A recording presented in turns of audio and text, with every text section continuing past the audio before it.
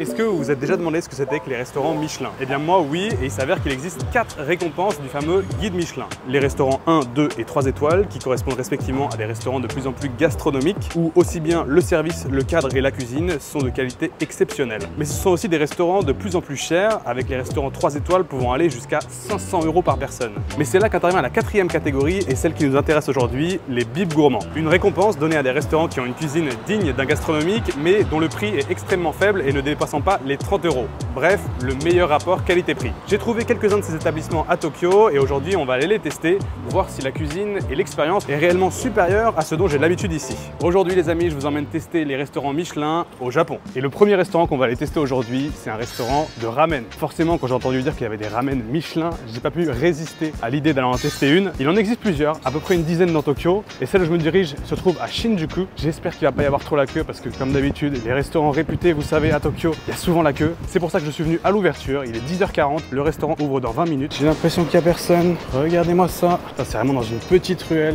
J'espère que c'est ouvert aujourd'hui. Alors là, il y a une tablette, apparemment je peux prendre un ticket. Voilà, c'est ça, 11h midi. Let's go. Numéro 12. Ça, c'est vraiment un restaurant qui paye pas de mine comme ça dans une ruelle de Shinjuku. On a l'impression que c'est l'arrière du restaurant, mais non, c'est bien la devanture. Et donc il y a une petite tablette devant, j'ai pu prendre un ticket, je suis numéro 12. Il va falloir que je sois discret parce que j'ai vu qu'il y avait une affiche interdiction de filmer la cuisine, etc.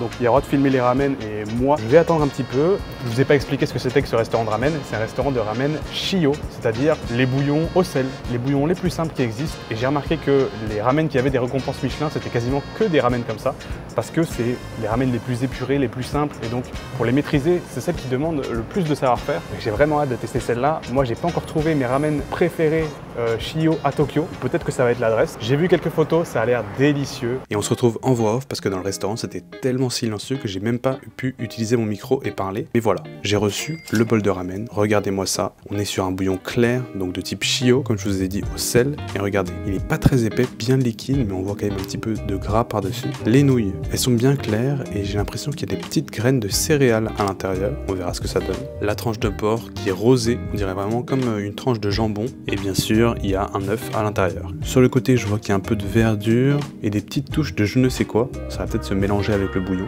En tout cas, voilà. Les amis, itadakimasu. Je vais commencer par goûter le bouillon. Oh, waouh! Le bouillon est léger, liquide, mais il a un goût très subtil et je sens le umami, cette saveur qui remplit le palais. On sent le goût du sel et j'ai un arrière-goût légèrement citronné. Le bouillon est très bon en tout cas. Goûtons les nouilles. Donc, comme d'habitude, c'est servi extrêmement chaud. Allez, c'est parti. Ok, je suis vraiment pas fan des nouilles. On sent effectivement c'est des nouilles avec des graines de céréales, mais elles sont trop fines et elles manquent de goût. J'ai presque l'impression que c'est des nouilles de cup noodle, de ramen instantané. C'est pas mes préférés. Goûtons la partie avec la verdure et les petits accompagnements. Oh, ok. Alors effectivement, il y a de la coriandre, j'ai l'impression, et du yuzu, ce fameux citron japonais. Je pense que c'est de là que ça vient, le goût de citron dans le bol. Mais sinon, le bouillon est vraiment bon. J'enchaîne tout de suite avec la viande. Ok. On dirait une tranche de jambon extrêmement grasse et légèrement cuite. En vrai, c'est pas mauvais, mais c'est vraiment pas la meilleure viande que j'ai mangée dans des ramen. Allez, on va goûter l'œuf. Vous savez à quel point j'aime les œufs dans les ramen. Oh, ok. Il est très bien cuit. Regardez-moi ça. Mais par contre, le goût est moyen. Ok quoi. Et pour moi, c'est les nouilles qui pêchent un peu. Je suis vraiment pas fan de ces nouilles un petit peu aux céréales. J'aurais mis des nouilles plus classiques, plus épaisses. Ouais. Pour l'instant, je suis pas convaincu, les gars. Bon, allez, c'est bon pour moi. Allons débriefer dehors. Bon, écoutez, messieurs, dames, je peux pas m'empêcher d'être déçu en sortant de ce restaurant de ramen. Oui, les ramen étaient bonnes, mais de là à dire que c'est les meilleurs ramen et que ça vaut une récompense Michelin, c'est là où je veux pas être d'accord. Je commence à comprendre pourquoi est-ce que ce qui intéresse en fait le guide Michelin, c'est la cuisine un peu raffinée, élégant, simple, épurée. Et donc forcément pour ça, les ramen Shio, c'est les ramen les plus simples et les plus épurés, les plus élégants presque. Mais moi, je suis désolé, ça a vraiment le goût de n'importe quel autre bol de ramen Shio. Alors oui, le bouillon était très bon, mais par contre, les nouilles, j'étais vraiment déçu. Les nouilles un petit peu aux céréales, là, pour moi, il y a plein d'autres restaurants de ramen auxquels j'aurais donné une récompense Michelin avant celui-là. Mais voilà. Après, les goûts et les couleurs, j'imagine que ça dépend des gens. J'espère que le deuxième restaurant que je vous réserve relèvera un petit peu le niveau. Le deuxième restaurant que je vous emmène visiter aujourd'hui s'appelle Tensuke. C'est un restaurant de tempura et je suis très content de vous emmener découvrir ça aujourd'hui parce que j'ai fait très peu de tempura sur cette chaîne YouTube et pourtant c'est une spécialité japonaise que j'adore et qui est délicieuse. Qu'est-ce que c'est que les tempura? Ce sont tout simplement la fameuse friture japonaise. Donc si vous en avez entendu parler, vous savez, c'est une friture qui est extrêmement légère et croustillante, un petit peu aérée. Je vais vous montrer ça plus en détail dans le restaurant et ça peut être des légumes, des fruits de mer, du poisson, du poulet, des œufs. On peut un peu frire tout et n'importe quoi. Et ça se sert souvent en set avec un bol de riz, une soupe miso. Et ce restaurant en particulier est récompensé par un bip gourmand de chez Michelin, donc j'ai vraiment hâte de voir ce que ça vaut. Il paraît qu'il y a la queue, donc forcément je suis venu un peu en avance. Cette vidéo, je vous le dis tout de suite, je la tourne en semaine. On est jeudi parce que ce genre de restaurant en week-end, c'est très compliqué d'y accéder parce qu'il y a toujours beaucoup de queues. Donc j'arrive au restaurant, on va voir déjà s'il y a la queue. Alors déjà pour accéder au restaurant, je passe par des petites allées, il y a un marché juste derrière. Tu sens que quand il faut prendre des chemins de traverse comme ça, souvent c'est les bonnes adresses. Une poissonnerie, qu'est-ce qu'il y a là? Une boucherie, la viande, et normalement c'est juste à gauche là. Bon, ça y est, je viens d'arriver au restaurant. Je vous retrouve maintenant.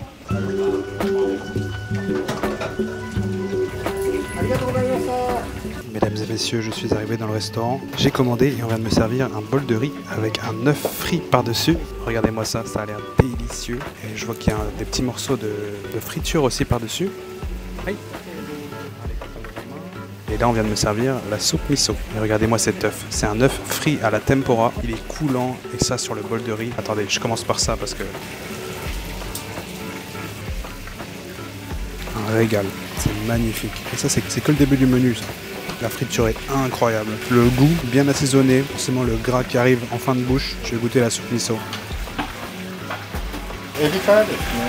La soupe miso est incroyable, des petites algues à l'intérieur, un petit peu de tofu. Et là, on vient de m'amener la première tempura, la tempura ebi, c'est-à-dire à la crevette.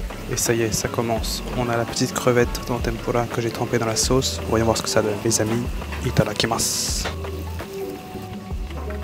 J'ai un mot qui me vient en tête. Divin. La friture, c'est extrêmement dur à décrire, mais elle est délicieuse. Le goût est présent, juste légère, croquante comme il faut. Ça... Ces morceaux-là, j'ai l'impression qu'ils sont légèrement aromatisés à la sauce soja. La combinaison est parfaite entre le gras de la tempura, la crevette à l'intérieur, le riz blanc juste à côté qui vient équilibrer un peu le tout.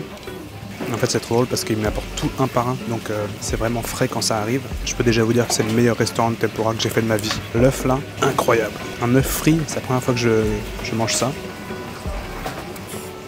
Wow, c'est tellement bon. Je suis au paradis là. J'aime beaucoup les algues dans la soupe miso.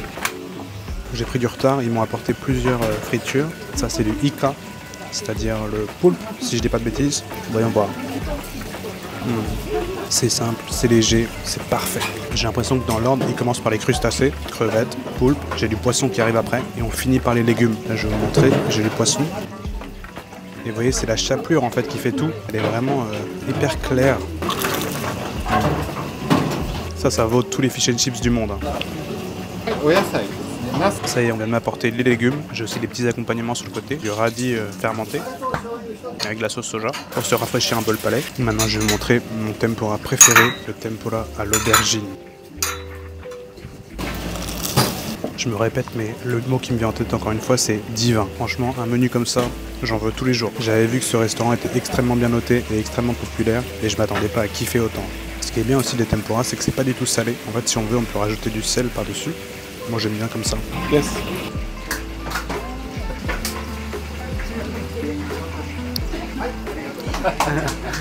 Il y a le chef qui m'a demandé que je le filme, j'ai pas compris pourquoi. Et en fait il m'a fait un petit spectacle. J'adore ce restaurant. On m'a apporté un brocoli. Maman, je mange des légumes. Bon, ils sont frits mais... chaud. Là j'ai un poivron. Ah oui, c'est vraiment... ils peuvent frire tout et n'importe quoi. Ça c'est mon préféré. Et enfin, pour finir, voilà le boss, des petites crevettes. Tu vois, des mini crevettes qui sont empilées. Il y en a une petite dizaine à l'intérieur. Ils sont tous formés comme ça dans une pile. J'ai plus les mots les gars. Je sais pas quoi vous dire. Je finis mon repas et on débriefe dehors. Les amis, des fois quand je fais ces vidéos, je vais dans un restaurant, je mange et j'ai une expérience tellement hors du commun. Je prends une claque tellement monumentale que j'ai du mal à trouver les mots. Et ce restaurant, ça en fait partie.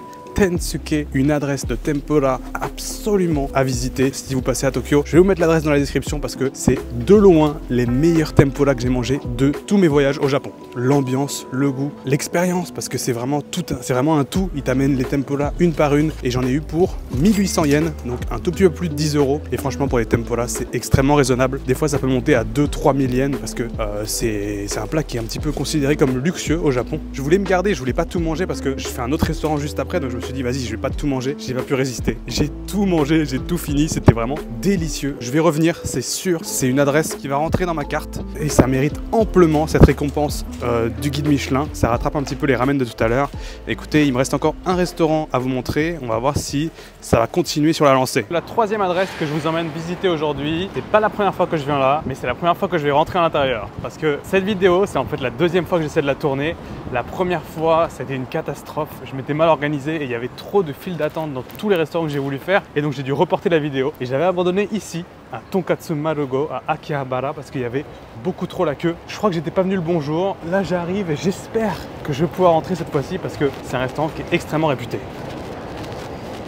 Bon, ça y est, je suis arrivé au restaurant. Il y a une quinzaine de personnes devant moi. Il est 13 h, le restaurant ferme dans 1 heure. Je pense que je vais pouvoir passer, j'espère, parce que sinon je dois attendre 17 h que le restaurant réouvre. Normalement, ça devrait le faire. Mais alors, Tonkatsu Marugo, qu'est-ce que c'est? C'est tout simplement un restaurant de tonkatsu, donc de côtelettes de porc pané. C'est un des plats typiques japonais et c'est d'ailleurs le premier plat que j'ai mangé quand je suis arrivé au Japon il y a plus d'1 an maintenant. C'était mon premier repas ici, le tonkatsu. Pas dans cette enseigne, bien sûr. En général, c'est toujours une valeur sûre, mais j'ai jamais fait un très bon restaurant de tonkatsu, donc on va voir ce que celui-là vaut. Il est très réputé comme je vous l'ai dit et il fait partie des 4 ou 5 qui sont récompensés au guide Michelin. Encore une fois, je vous retrouve à l'intérieur, on va voir si ça vaut vraiment le coup. Et l'attente surtout. Mesdames et messieurs, ça y est, je suis arrivé dans le restaurant. J'ai attendu à peu près 25 minutes, ça va, mais j'arrive juste avant la fermeture. J'ai pris le menu classique tonkatsu, donc la côtelette de porc pané. Vous pouvez voir, je l'ai reçu dans mon assiette juste au milieu avec la petite salade. En fait, la salade ici, c'est du chou et c'est servi avec de la sauce à salade que j'ai mis par-dessus. Un petit peu de citron, on va commencer par ça. C'est bon, c'est frais, ça va bien faire l'équilibre avec le porc qui est bien gras. La soupe miso a l'air vraiment spéciale, elle est rouge avec des petits champignons à l'intérieur. Elle a vraiment rien à voir avec toutes les soupes miso que j'ai mangées jusqu'à maintenant. La soupe miso rouge, c'est délicieux. Oh, j'adore. C'est servi en menu avec soupe miso, le petit bol de riz et quelques petits concombres marinés, je crois. Et voici le fameux clou du spectacle, le tonkatsu. Les tranches sont énormes, elles font vraiment 2 cm d'épaisseur. Et je vois le chef juste devant moi qui les fait à la minute. Je vois les côtes de porc là-bas qui sont en train d'être découpées. Vraiment, c'est extrêmement frais. Les amis, bon appétit. Ok, j'avais des gros doutes. Je me demandais comment ça allait pouvoir être meilleur qu'un tonkatsu classique. C'est bien meilleur. Le porc est tendre, cuit parfaitement, goûtu, on sent que c'est vraiment frais. Franchement, ça n'a rien à voir avec tous les tonkatsu que j'ai mangé jusqu'à maintenant. Je sais que je me répète dans cette vidéo, mais je commence à comprendre pourquoi ces restaurants sont aussi réputés. Et au guide Michelin, incroyable. Et la friture, je sais pas quelle huile ils utilisent, mais c'est délicieux. C'est un petit peu comme les tempura de tout à l'heure. Couplé avec la soupe miso qui est légèrement acidulée, les petits champignons à l'intérieur.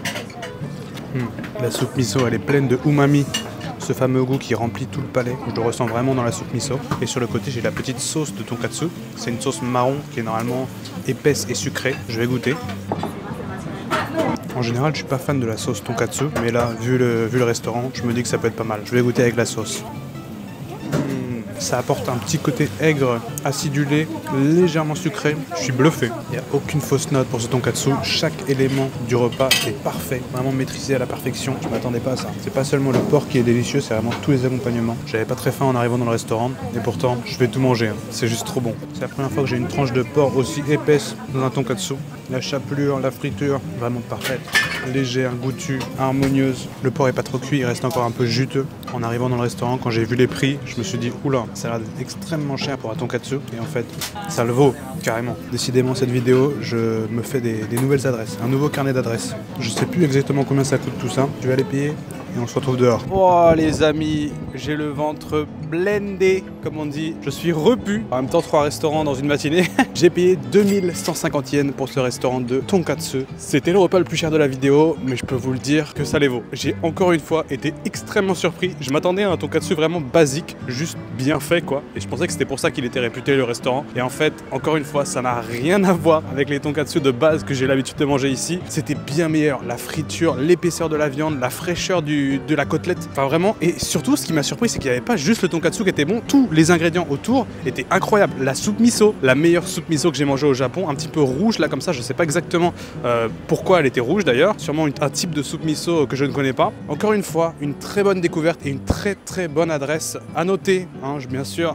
si vous passez à Tokyo, si vous passez à Akihabara. En tout cas, voilà, c'était les 3 restaurants que je voulais vous faire découvrir aujourd'hui, qui sont tous les 3 récompensés au guide Michelin. Est-ce que ça les vaut? clairement oui. Alors bien sûr ce matin j'ai eu un peu de mal avec les ramen, mais vous me connaissez, je suis un peu tatillon sur les ramen, j'en ai mangé tellement dans tout le Japon et à Tokyo que j'ai mes adresses préférées et que celle de ce matin c'était vraiment pas mon type de ramen. Mais les deux autres adresses, je dois dire que j'ai pris une claque, c'était vraiment délicieux. Je vais enregistrer les adresses et les garder dans mon carnet. Il est possible que je vous fasse un épisode 2, un épisode 3 parce qu'il y a plein d'autres restaurants, vous vous doutez bien, qui sont récompensés au guide Michelin et que j'ai envie de tester. Donc si ce genre de vidéo vous plaît, n'hésitez pas à me le faire savoir dans les commentaires. En tout cas, j'espère que cette vidéo vous aura plu et que vous aurez au moins appris quelque chose. Mais surtout, j'espère qu'elle vous aura donné faim comme d'habitude. Moi, je vous dis à la semaine prochaine pour une autre vidéo dégustation. D'ici là, portez-vous bien. Allez, ciao!